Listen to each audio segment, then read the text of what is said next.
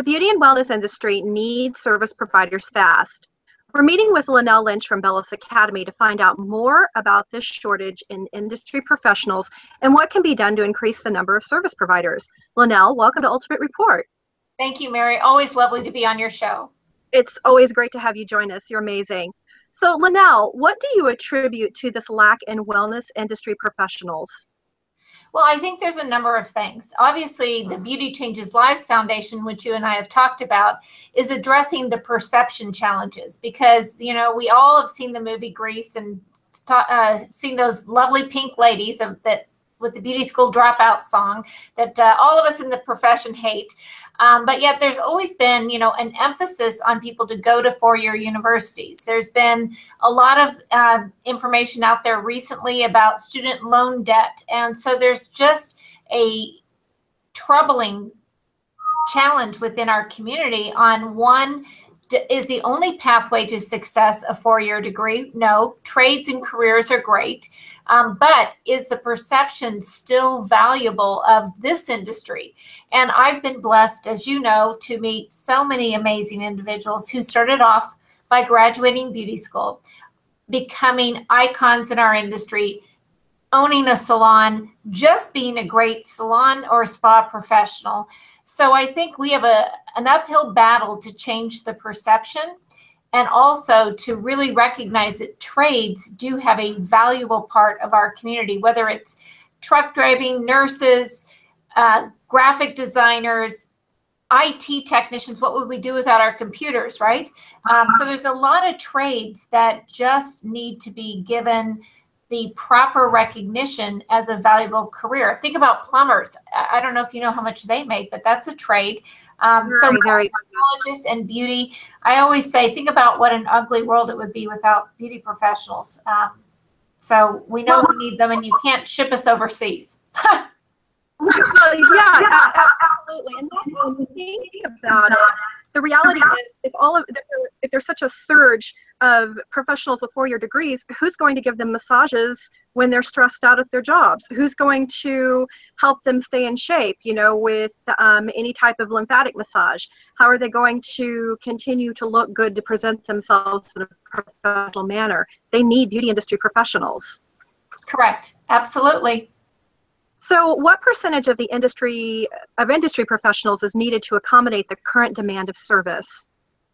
Well, we are fortunate to have the U.S. Department of Labor continue to project beauty and wellness careers to be on the rise. And as you know, there are people not only that are retiring from the industry, but our population as it continues to grow.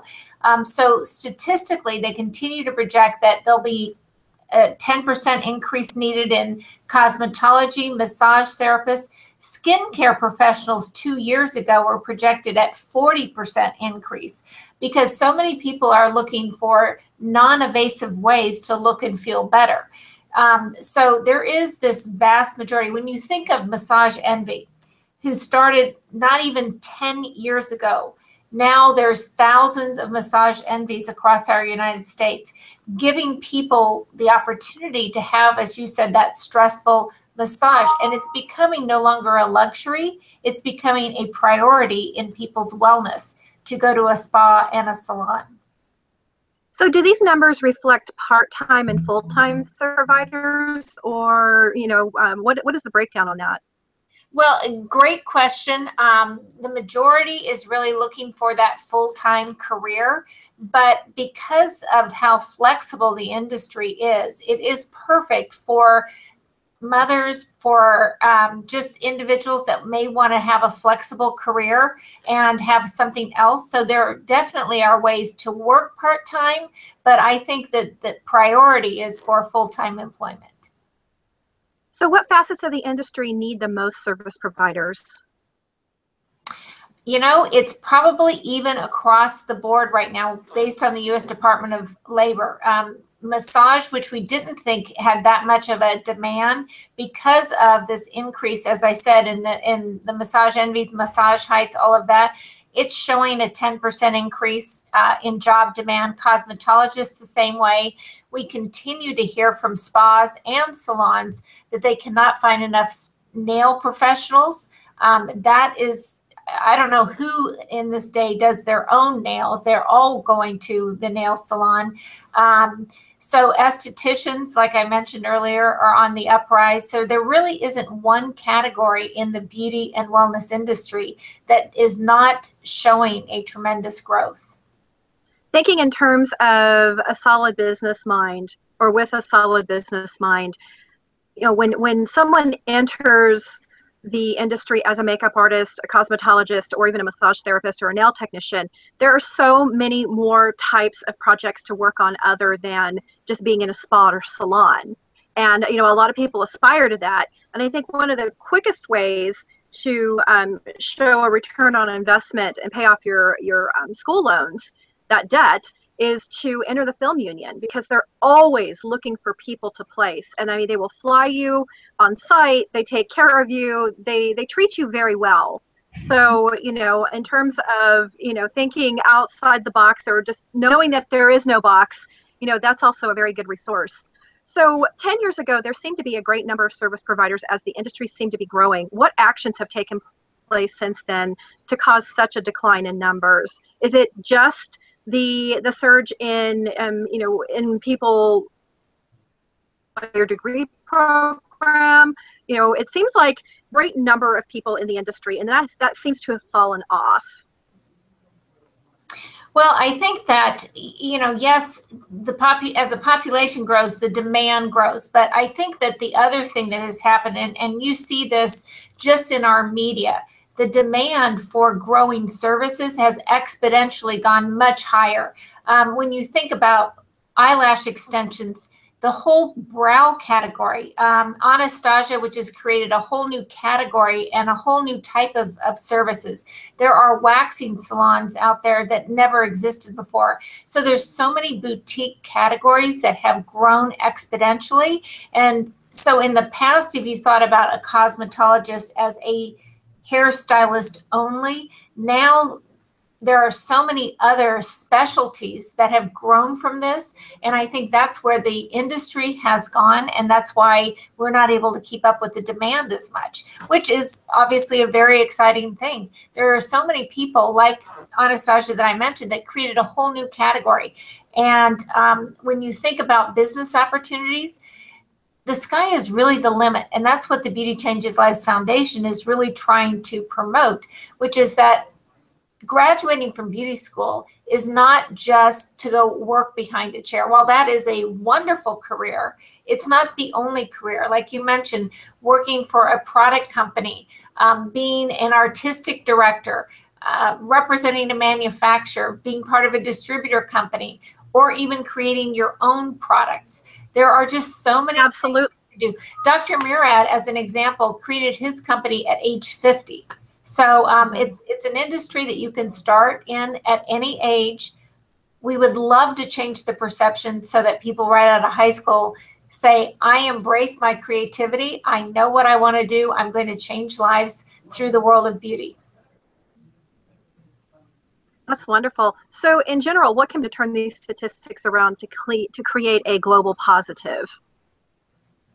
Well, creating a global positive, I think, first starts with perception, perception of trade careers in general, and understanding that this is something that doesn't require a four-year degree, doesn't require a tremendous amount of student loan debt, like you said, can be accomplished within a year. So globally, there are many countries where there isn't licensure, where there isn't a standard process. The other side of the equation is there are countries like in Europe where to be an esthetician, it's a 3-year education. And they take that very seriously because they understand that anatomy and skin disease and skin disorders don't just, you can't really understand the complexity of that within a few months versus in the United States.